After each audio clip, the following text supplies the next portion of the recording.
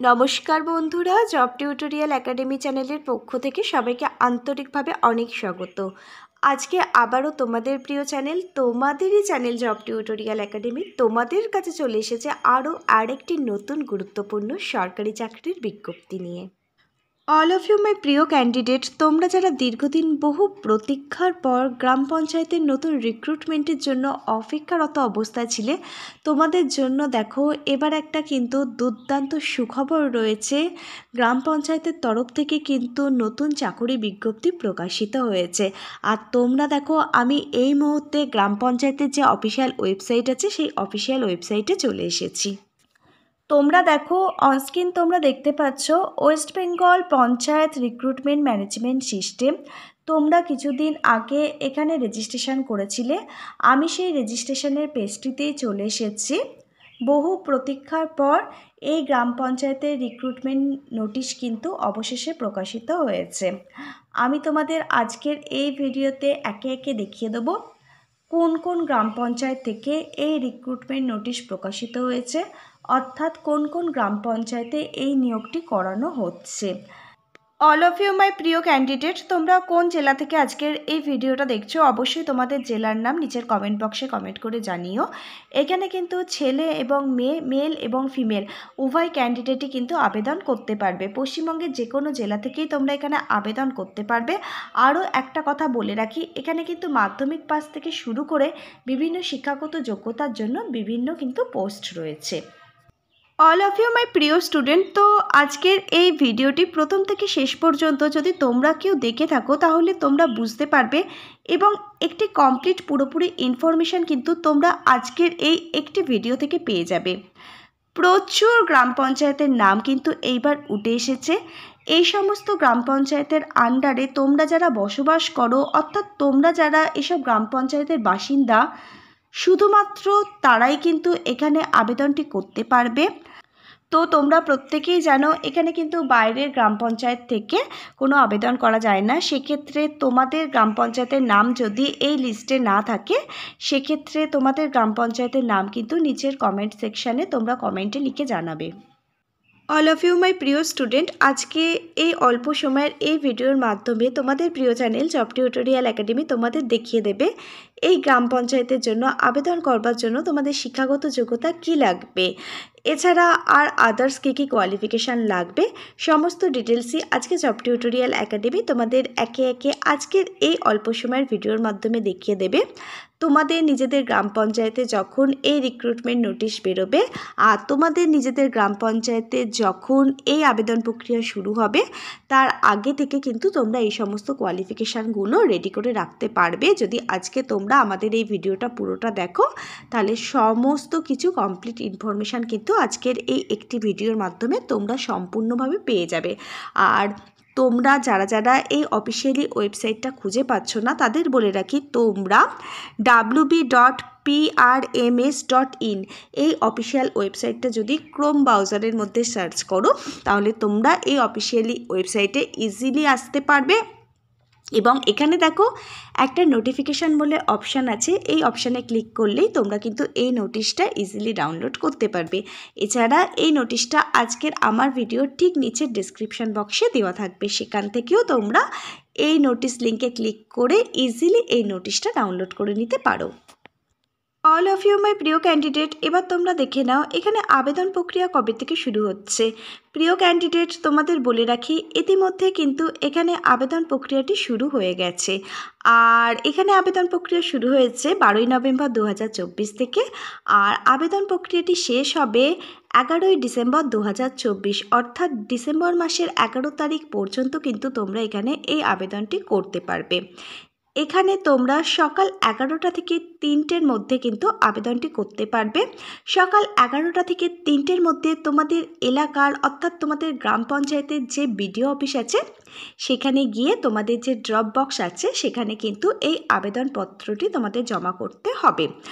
আর এটা কিন্তু একদম অফলাইনের মাধ্যমে এই আবেদনটি তোমাদের করতে হবে।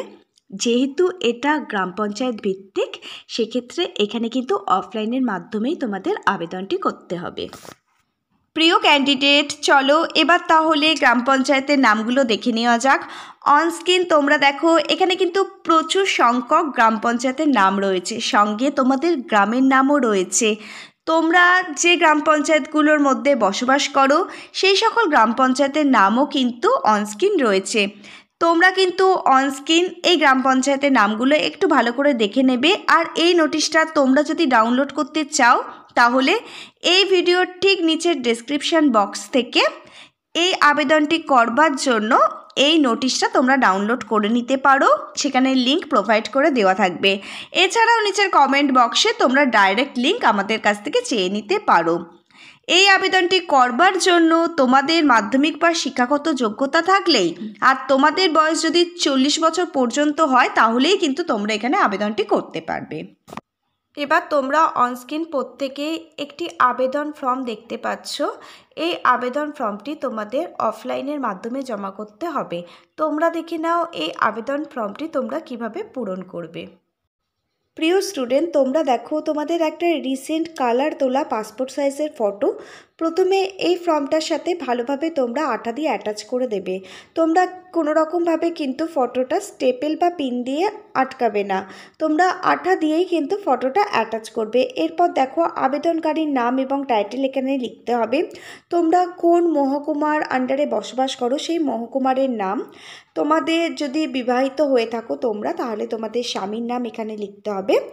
এবার দেখো তোমাদের বাবার নাম অর্থাৎ পিতার নাম এখানে লিখতে হবে। এবার তোমাদের অ্যাড্রেস ডিটেলস এখানে দিতে হবে। তুমি কোন গ্রামে বসবাস করো, কোন থানার আন্ডারে তুমি বসবাস করো, পোস্ট অফিস কী আছে, জেলা কী আছে, পিনকোড কী আছে, উপস্বাস্থ্য কেন্দ্রের নাম দিতে হবে। তারপর তোমার একটা চালু মোবাইল নাম্বার কিন্তু এখানে দিয়ে দিতে হবে।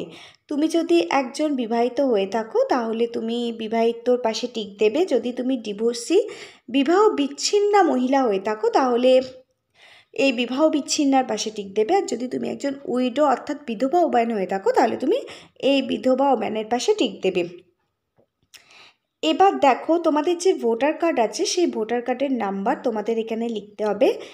SC ST যদি তুমি ক্যান্ডিডেট হয়ে থাকো সেই কাস্ট সার্টিফিকেট নাম্বার এখানে লিখতে হবে। এছাড়াও তোমাদের যে রেশন কার্ডটা আছে সেই রেশন কার্ডের নাম্বার দিতে হবে। আর একটা পয়েন্ট দেখো মিস হয়ে গেছে, এখানে লেখা আছে সাব সেন্টার হতে বসবাস ঠিকানার হাঁটাপথের দূরত্ব। সাব সেন্টার থেকে তোমাদের বাড়ির দূরত্ব কত সেটাও কিন্তু এখানে তোমাদের লিখে দিতে হবে।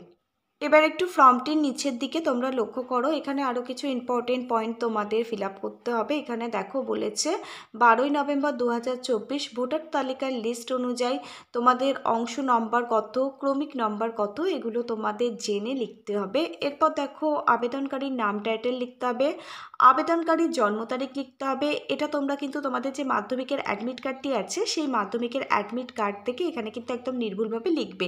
এবার দেখো তোমরা যদি বিবাহিত হয়ে থাকো তাহলে তোমাদের জীবিত স্বামীর নাম কিন্তু এখানে লিখতে হবে। আর তুমি যদি একজন বিধবা মহিলা হয়ে থাকো তাহলে সেই বিধবা মহিলার পিতার নাম এখানে কিন্তু লিখতে হবে। আর তুমি যদি একজন ডিভোর্সি মহিলা হয়ে থাকো অর্থাৎ বিবাহ বিচ্ছিন্না মহিলা হয়ে থাকো তাহলে এখানে কিন্তু সেই বিবাহ বিচ্ছিন্নার মহিলার পিতার নাম এখানে দিতে হবে।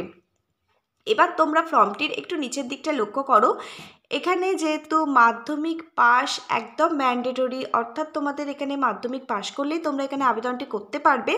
সেক্ষেত্রে এখানে মাধ্যমিক বা মাধ্যমিকের সমতুল্য যে পরীক্ষাটি তোমরা দিয়েছো বা পাস করেছো তার ডিটেলস তোমাদের এখানে দিতে হবে। প্রথমে তোমাদের পরীক্ষার নাম লিখতে হবে, তোমরা কোন বোর্ড থেকে মাধ্যমিক পাস করেছো সেটা লিখতে হবে। তোমাদের পরীক্ষায় বসবার যে বৎসরটা ছিল অর্থাৎ কোন সালে তোমরা মাধ্যমিক পরীক্ষা দিয়েছো সেই সালটা কিন্তু তোমাদের এখানে লিখতে হবে।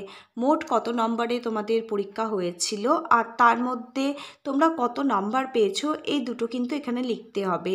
এবার দেখো তোমরা যে পার্সেন্টেজটি পেয়েছো সেই পার্সেন্টেজও কিন্তু তোমাদের এখানে লিখতে হবে।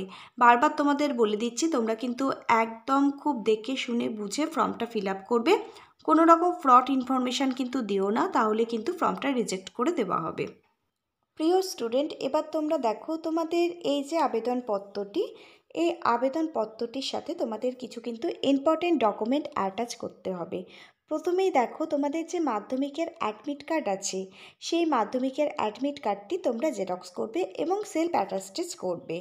এর সাথে তোমাদের কিন্তু একটা রঙিন কালার পাসপোর্ট সাইজের ফটো দিতে হবে। তোমরা কিন্তু ফর্মটির সাথে একটা ফটো অ্যাটাচ করবে এবং আরেকটি ফটো কিন্তু তোমরা যে খামটার মধ্যে এই আবেদনপত্রটি পুড়ে জমা করবে সেই খামটার মধ্যে তোমাদের আরও একটি কিন্তু পাসপোর্ট সাইজের ফটো দিয়ে দিতে হবে। তাহলে দেখো মোট কিন্তু দুটো পাসপোর্ট সাইজের ফটো কিন্তু তোমাদের এখানে লাগবে। এরপর দেখো তোমাদের 5 টাকার ডাক টিকিট সহ নিজের ঠিকানা লেখা খাম।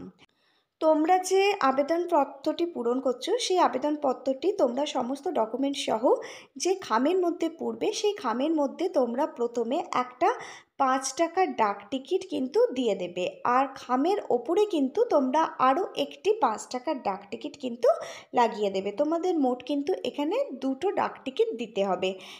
এবার তোমাদের এখানে যে মাধ্যমিকের অ্যাডমিট কার্ডটা আছে সেই মাধ্যমিকের অ্যাডমিট কার্ডের জেরক্স দিতে হবে, কারণ তোমাদের জন্মের যে প্রমাণপত্র সেই প্রমাণপত্র হিসাবেই কিন্তু তোমাদের এই মাধ্যমিকের অ্যাডমিট কার্ডটা জেরক্স করে এখানে দিতে হবে।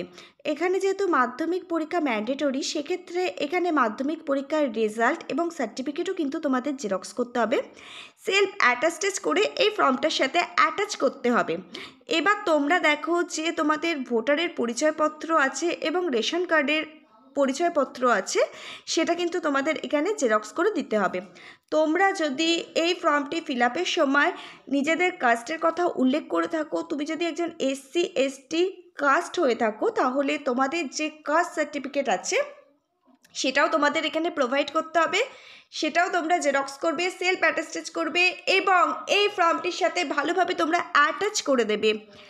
এবার তোমরা দেখো এখানে তোমাদের স্বনির্ভর গোষ্ঠী, প্রশিক্ষণপ্রাপ্ত ধাই এবং লিঙ্ক ওয়ার্কারের যদি শংসাপত্র থেকে থাকে অর্থাৎ এক্সপিরিয়েন্স সার্টিফিকেট থেকে থাকে সেটাও এখানে দিতে হবে। এবার তোমরা দেখো এই ফর্মটার নিচে রয়েছে আবেদনকারীর পূর্ণ স্বাক্ষর। এখানে তোমরা যেরকমভাবে অফিসিয়ালি সিগনেচার করো সেই একই রকমভাবে অফিসিয়ালি সিগনেচার তোমরা কিন্তু এখানে করে দেবে। এবার এই ফর্মটার সাথে সমস্ত ডকুমেন্টগুলো তোমরা অ্যাটাচ করবে। এবার তোমরা তোমাদের এলাকার যে নির্দিষ্ট বিডিও অফিস আছে সেই বিডিও অফিসে তোমরা 11ই ডিসেম্বর 2024 বিকেল 3টের মধ্যে কিন্তু এই ফর্মটা জমা করে দিয়ে আসবে।